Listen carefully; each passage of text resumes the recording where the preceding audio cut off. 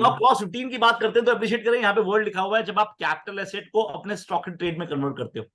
तो जब जब आप अपने कैपिटल एसेट को स्टॉक एंड ट्रेड में कन्वर्ट करते हो तो आप नोट करें there was already a section called 45(2). पर 45(2 प्लीज अप्रिशिएट कीजिए बोलता है कि भैया आपको जब आप कैपिटल एसेट को स्टॉक एंड ट्रेड में कन्वर्ट करते हो, जहां पे आपको कैपिटल गेन पे नहीं करना, आपको सिर्फ मेजरमेंट करनी है कि कितना कैपिटल गेन या लॉस आएगा। तो ये चीज यहां पे लिखनी है आपने, प्लीज अप्रिशिएट कीजिएगा, क्योंकि वो इसका टारगेट क्या है, just to measure capital gain. पर कैपिटल गेन की लायबिलिटी कब है, जब आप वो जो पर्टिकुलर एसेट बेचोगे। मैं फिर से बोल रहा हूं, जब कैपिटल एसेट को आप स्टॉक एंड ट्रेड में कन्वर्ट करते हैं तो it has deemed to be a transfer, deemed to be a transfer. Otherwise अगर 45(2) नहीं होता, nobody can earn from himself. तो प्लीज अप्रिशिएट कीजिएगा, जहां पे 45(2) का टारगेट सिर्फ कैपिटल गेन या लॉस को डिटरमाइन करना है। तो what I want to say, whenever you sold that particular asset stock in trade, तो ऐसे केस के अंदर वो जो प्रॉफिट आएगा उसके दो हिस्से हो जाएंगे। पहला जो ऑलरेडी कैपिटल गेन और लॉस जो आपने कैलकुलेट किया हुआ है, दूसरा हिस्सा जो होगा वो अब प्रॉफिट होगा, बिजनेस इनकम होगा। ये बहुत इंपॉर्टेंट है। अब ऐसा कब हो सकता है वो समझ लीजिए, एग्जांपल ले लेते हैं। लेट अस से नवनीत भाई का वो क्लाइंट है, उसका बहुत बड़ा एरिया है, बहुत बड़ी लैंड बैंक पड़ा हुआ है। उसने बोला यार इसकी ना प्लॉटिंग करके मैं इसके ना प्लॉट काट देता हूं। तो मोमेंट जैसे ही उसने मूड बनाया कि मैं प्लॉटिंग कर लूं, उसने एप्लीकेशन मूव कर दी कि भैया मुझे आप गवर्नमेंट को एप्लीकेशन लगा दी कि भैया मुझे आप अप्रूवल दे दें ताकि मैं प्लॉटिंग कर पाऊं। से अप्रिशिएट करें, उसने क्या किया, capital asset to stock in trade convert कर लिया। ये बहुत ध्यान रखने वाली बात है। सोचने भर से कुछ नहीं होगा, when you actually move the application then only that particular thing has been done. Now एक और इश्यू आता है कि क्या stock in trade to capital asset, stock in trade to capital asset क्या आपके केस के अंदर सर कवर होता है? तो सर फॉर्चुनेटली और अनफॉर्चुनेटली दोनों बात आता हूं। फॉर्चुनेटली वो क्लॉज अभी टैक्स ऑडिट रिपोर्ट में नहीं है, पर unfortunately from 2020 finance act sir अब stock in trade to capital asset भी अब टैक्सेबल हो गया है। मैं फिर से बोल रहा हूं, पहले capital asset to stock in trade था, अब stock in trade to capital asset भी अब टैक्सेबल हो गया है। मतलब सेक्शन 28(6) से 28 रोमन लेटर 6 से जो बोलता भैया आप अगर स्टॉक इन ट्रेड को कैपिटल एसेट में कन्वर्ट कर रहे हो तो टैक्सेबिलिटी आपको चेक करनी पड़ेगी। अब मेरा क्वेश्चन आपसे यही है, क्योंकि अभी हमने देखा कि अभी हम क्लॉज 13 हमने छोड़ दिया, अभी हम आगे बढ़ते हैं थोड़ा सा। तो क्लॉज 13 में आप देखते थे कि वहां पे कैश बेसिस अकाउंटिंग कर सकते हो या मर्केंटाइल बेसिस अकाउंटिंग कर सकते हो, कैश बेसिस या मर्केंटाइल। अब माय क्वेश्चन इज, जहां पे कैश बेसिस होगा वहां तो दिक्कत है ही नहीं, जब मैं स्टॉक बेचूंगा, जब मैं वो कैपिटल एसेट बेचूंगा, जब मैं एसेट बेचूंगा तब जाके मेरा कैपिटल गेन राइज होगा। मेरा क्वेश्चन ये है, मैं मर्केंटाइल सिस्टम अकाउंटिंग कर रहा हूं, मर्केंटाइल सिस्टम अकाउंटिंग कर रहा हूं और मैं stock in trade to capital asset convert कर रहा हूं। तो ऐसे केस में मुझे टैक्स कब पे करना है? मैं वेट कर रहा हूं सर आपके आंसर का। सर जब ट्रांसफर करूंगा या जब asset बेचूंगा?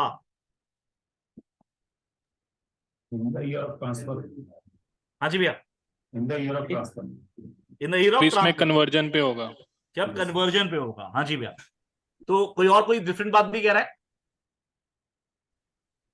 Sir literally speaking what you are saying is very much correct sir, वहां पे कुछ भी ऐसा नहीं लिखा हुआ। तो सही मैंने में जब स्टॉक इन ट्रेड को कैपिटल एसेट में कन्वर्ट कर दोगे तभी हो पाएगा। पर माय क्वेश्चन इज, जो मैं बार बार आप लोगों को समझाता हूं, सर इनकम टैक्स में टैक्सेशन इनकम का नहीं होता, टोटल इनकम का होता है। मैं फिर से बोल देता हूं, सर इनकम टैक्स में टैक्सेशन इनकम का नहीं होता, टोटल इनकम का होता है। और टोटल इनकम डिफाइंड है सर आपकी सेक्शन 2(+45) में। और सेक्शन 2(+45) क्या बोलता है? Total income means total amount of income referred in section 5 computed in the manner laid down under this act. मतलब तीन चीजें, अगर मुझे टोटल इनकम का पार्ट बनना है तो तीन चीजें। पहली बात, मैं इनकम बनना चाहिए, वो इनकम कौन सी सेक्शन 5 में रेफर्ड है, उसके बाद computation provision. My question is 28(6) से क्या इनकम है? Answer is yes. पर वो क्या सेक्शन 5 में रेफर्ड है?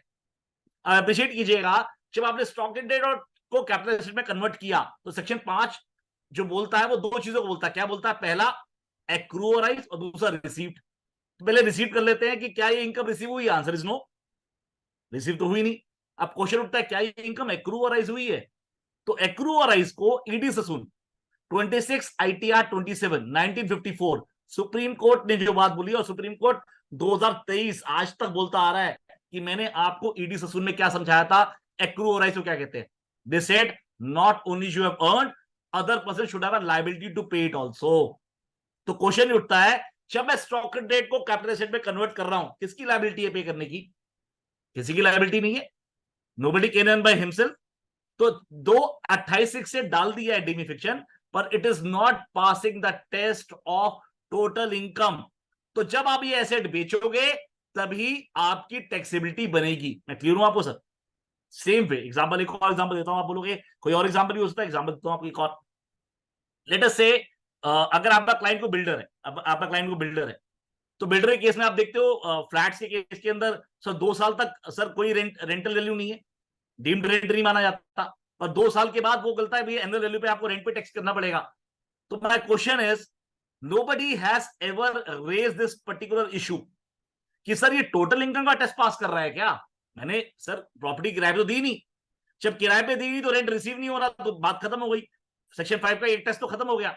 अब दूसरा टेस्ट है एक्रूअराइज।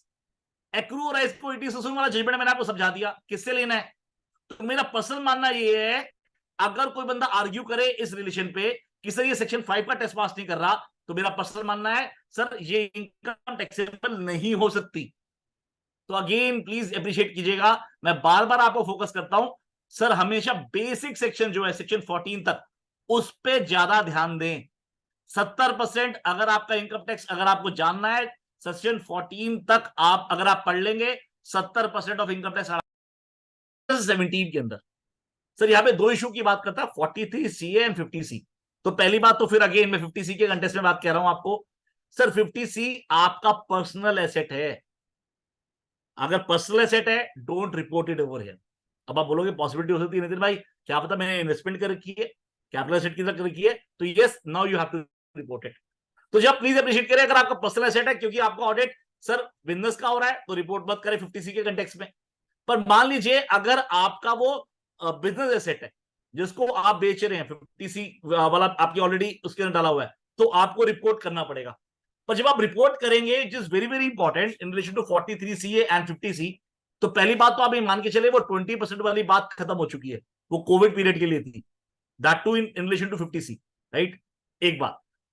दूसरी बात, अब जो इशू है ओनली 10% की बात है, और जो 10% है प्लीज अप्रिशिएट करें, वो स्टैंप ड्यूटी वैल्यू का नहीं देखना, वो कंसेशन का देखना है। जैसे एग्जांपल देता हूं मैं आपको, लेट अस से आपकी स्टैंप ड्यूटी वैल्यू मान लीजिए 75 लाख रुपए है, और हाइपोथेटिकली आपका कंसेशन मान लीजिए 65 लाख रुपीज है। तो प्लीज अप्रिशिएट कीजिएगा आपको, या फिर 68 लाख मान लेते हैं, 68 मान लेते हैं, 75 67 मान लेते हैं, ऐसे मान लेते 67 lakh, 67 lakh is a consideration, whereas आपका जो सर्कल रेट है हाइपोथेटिकली वो है 75 लाख। तो लोग गलती क्या करते हैं, बोले 75 लाख की स्टैंप ड्यूटी है तो 10% उसमें से लेस करके चेक कर लेते हैं कि 67.5 तक कोई दिक्कत नहीं है, पर ऐसा नहीं है सर। अप्रिशिएट कीजिएगा, आपको सर जो कंसिडरेशन है उसके ऊपर 10% चेक करना है, उसमें चेक करना है कि मान लीजिए अगर 67 लाख है तो 6,70,000 पे ऐड करेंगे, तो 67 लाख मतलब 6,70,000 जब ऐड करेंगे तो अमाउंट आएगा करीबन 73.70। तो क्योंकि 75 लाख 73.70 से ज्यादा है, तो यहां पे दिक्कत आ जाएगी। मैं क्लियर हूं आपको सर? या फिर अगर मैं इसे 68 लाख के हिसाब से देखूं, तो 68 लाख प्लस मान लीजिए 6,80,000 अगर ऐड करूं तो कितना बनता है सर? ये बनता है 74,80,000 रुपए, और जबकि स्टैंप ड्यूटी वैल्यू कितनी है 75 लाख रुपीज। तो वाइजा वर्सा तो एक बार को हो रहा है, पर ये नहीं कवर हो रहा सर, यहां पे दिक्कत आ जाएगी। तो हमेशा कंसिडरेशन का 10% देखना है, सर स्टैंप ड्यूटी वैल्यू का 10% नहीं देखना। मैं क्लियर हूं आपको? ये बहुत बड़ी गलती लोग करते हैं। नाउ एक बात बहुत इंपॉर्टेंट है इन रिलेशन टू 43 CA, मैं 44 AD में पीछे लेके जा रहा हूं, इसका टैक्स वर्ड से कोई लेना नहीं है। अप्रिशिएट करें, लेटर से नवनीत भैया का या फिर संधू साहब का कोई क्लाइंट है, या प्रवीण भैया का क्लाइंट है, हाइपोथेटिकली वो बिल्डर है या फिर वो प्रॉपर्टी डीलर है, उसके पास 2 प्लॉट पड़े हुए हैं, तो दोनों प्लॉट प्रवीण जी का क्लाइंट ने बेचा मान लीजिए 60-60 लाख रुपए की, स्टैंप ड्यूटी वैल्यू 80-80 लाख रुपए की थी। तो अगर प्रवीण जी 1,20,00,000 रुपए पे उसका जो भी 6% या 8% जो भी बना उस पर टैक्स पे करा देंगे, तो क्या होगा sir? It is going to happen sir, end of the day sir department कहेगा ठीक है जी 1,20,00,000 पे तो 6% या 8% जो भी आपने दे दिया, प्लस जो 20-20 लाख का फर्क है वो मैं क्यों ना ऐड कर दूं। तो हमेशा एडवाइजेबल है 43 CA में, 43 CA के अंदर अगर अमाउंट आपका ज्यादा नहीं है और अगर आपको लग रहा है दिक्कत आ सकती है, तो सर जो स्टैंप ड्यूटी वैल्यू है उसको कंसेशन मान ले, उसको टर्नओवर मान ले, उसके हिसाब से अपना 6% या 8% जो भी प्रेजेंटिव प्रॉफिट दिखाना है वो उस हिसाब से दिखा दे, ताकि आपकी बाकियों की एडिशन नहीं हो पाएगी। मैं क्लियर हूं आपको सर? अब आप बोलोगे कि नितिन भाई क्या 2000 ST की दिक्कत आ सकती है? सर जब मैंने वो 20-20 लाख रुपए ऐड किए, प्लीज अप्रिशिएट कीजिएगा, पॉसिबिलिटी हो सकता है कि सर बार्टर सिस्टम भी तो हो सकता है। सिर्फ मैंने स्टैम्प ड्यूटी वैल्यू ऐड करने का मतलब ये थोड़ा है कि वो 20 लाख रुपए कैश मिल गया, क्या पता उसके मिलने में कोई बार्टर मिल गया हो। मैं क्लियर हूं आपको सर? तो ये हो सकता है आप 1,20,00,000 रुपए अगर चेक से पेमेंट हुई है तो उसमें 6% दिखाते हैं, तो जो 40 लाख रुपए है, जो 20 लाख रुपए, उसमें 8% प्रॉफिट दिखाते हैं। मैं क्लियर हूं आपको सर? तो ये बात हमेशा ध्यान रखने वाली है। ठीक है भैया? भैया जरा 43 ये दोबारा रिपीट करना। जो प्रॉपर्टी वाला डिस्कस किया था हमने, हाँ हाँ प्रॉपर्टी वाला।